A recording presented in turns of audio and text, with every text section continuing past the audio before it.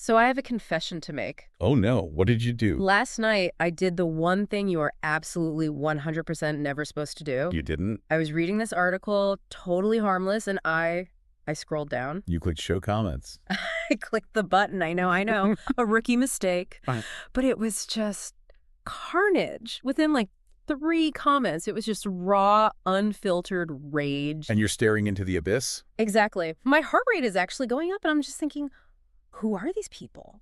And why are they so angry? It's the universal internet experience, isn't it? We've all been there. We have, and we usually just say, oh, don't feed the trolls. But today, we're not brushing it off. We are doing a deep dive into this really fascinating and pretty heavy script called Digital Masks and the Human Shadow. And this text, it stops treating online abuse like it's just, bad weather that happens. It puts it on a dissection table and looks at the psychology of it. It links that rage to power, to anonymity, and, to some very dark parts of history.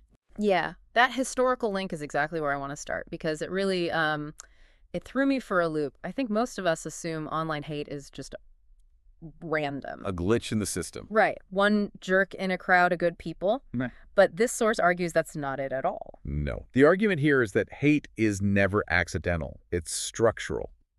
And to prove it, the text goes to a pretty extreme place right away.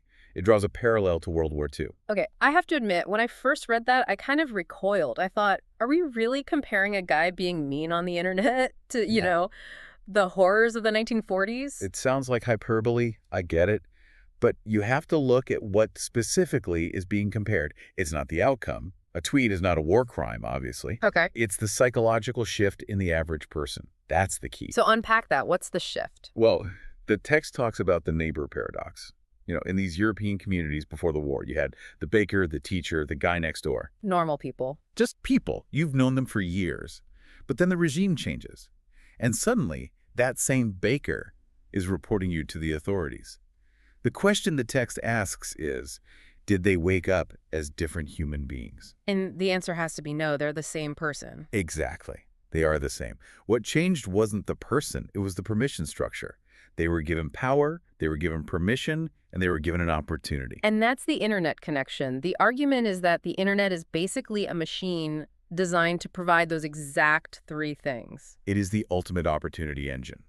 In the historical example, the state gave the permission. Online, the platform does. It's this chilling idea that civilization is a very thin veneer. It implies the darkness isn't in them, the trolls. It's a potential in all of us, just waiting for the right conditions. That's the scary part. We like to think we're moral because we're good people. This suggests we're often moral just because we're observed people. Which brings us to the lack of observation. The text makes this great distinction between real life and online life when it comes to consequences. Right. Okay, imagine you walk into a coffee shop. The line is long. They mess up your order. What do? I sigh, maybe politely ask them to fix it. You don't start screaming threats at a barista, right? God, no. And why not? The text argues it's because the law, the social contract, it's all right there in the room with you. There are immediate, tangible consequences. But online, that whole feedback loop is just, it's broken. Completely severed. When you're alone at 2 a.m. with a screen, the law feels distant. There are no eyes on you. And that vacuum is filled by what the text calls the digital mask. The mask is the tool. Fake name, no photo. It lets you completely decouple your actions from your reputation. And in the real world, your reputation is the leash on your darker impulses. The mask just cuts the leash. I want to dig into who's wearing the mask, though, because my stereotype is, I don't know, some evil genius or just a really chaotic person. But the profile this material builds is, well, it's kind of pathetic. It's incredibly sad. The research suggests the driver for this isn't an excess of power, it's a total lack of it. Wait, really? Because they seem so dominant when they're attacking someone. That is the illusion. But think about it. If you're genuinely happy and powerful in your real life, are you spending your free time trying to make a stranger cry on Instagram? No, you're probably, I don't know, outliving your life. Exactly. The text argues the internet becomes a weapon for the powerless. People who feel unheard, invisible, disrespected in their offline lives. So it's a release valve. It's more than that. It's a simulation of power. By ruining your day, I've exerted control over you. For someone with zero control in their life, that fleeting moment feels like a drug. But what about people with real status? CEOs, public figures, you see them acting like trolls sometimes. They're not powerless. Well, that's a great point. But powerlessness is a feeling, not just a bank balance. You can be a CEO and feel deeply insecure or feel like the world doesn't respect you enough. The digital mask lets that internal feeling manifest as external aggression. That makes sense. It's about an internal void. Precisely. It's an overcompensation. This connects to the idea of courage. We hear it all the time, right? Oh, he's so brave for saying what everyone's thinking. Yes. The text just destroys that idea. It calls it cowardice disguised as freedom. I love that phrase. It's perfect because real bravery requires risk. If you say something to my face, you have to deal with my reaction. You have skin in the game. Right. The online troll is just throwing rocks from inside a fortress. There's zero risk. Mistaking that for courage is a fundamental error. It's not bravery, it's just safety. I want to pivot here to something the text highlights that we really can't ignore. We've talked about the why, but we need to talk about who the victims are. Yeah, because this isn't an equal opportunity hatred. Not at all. The data is clear. Women.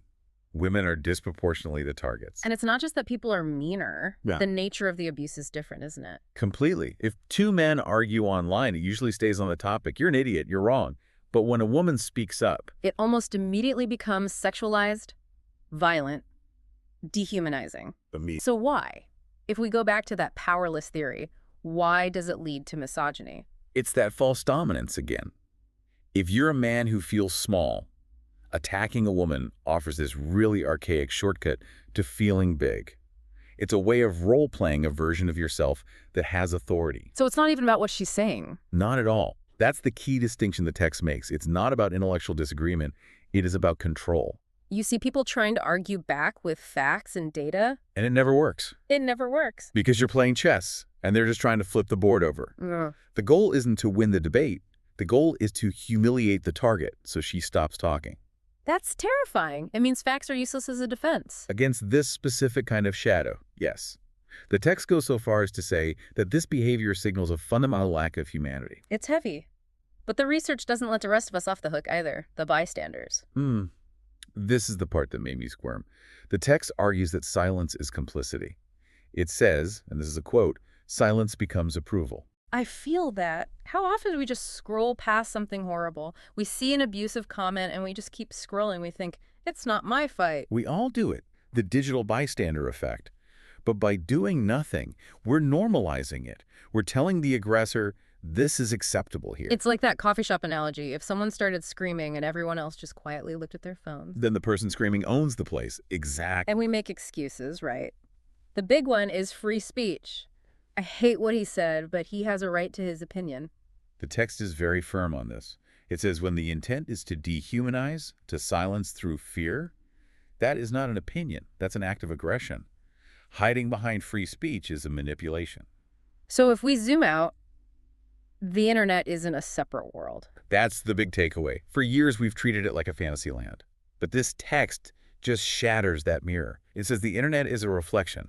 If it's ugly, it's reflecting something ugly in our reality. It's not a glitch, it's a feature of us. It's us. The tech is just an amplifier. The signal is human. So where does that leave us? Because the standard tech solution is, we need better moderation, better algorithms. Right. We want a software patch to fix the human condition. But if this deep dive is right, then better moderation is just a Band-Aid on a broken bone. It helps, Yeah. sure, but it doesn't cure the disease. And this is where I want to leave things for our listeners. The text suggests we're asking the wrong question. We keep asking, how do we fix the internet?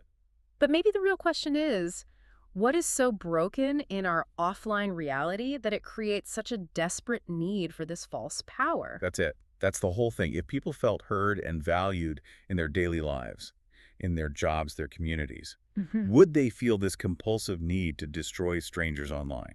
Probably not. The digital mask hides the face, but it reveals the pain. And until we address that pain, the disconnection, the lack of purpose, the digital shadow isn't going anywhere. It's a massive challenge. It means the solution isn't in Silicon Valley, it's in our neighborhoods, our workplaces. And in the meantime, for the rest of us, it just means speaking up, remembering that silence becomes approval. I'm going to be thinking about that for a long time. You too.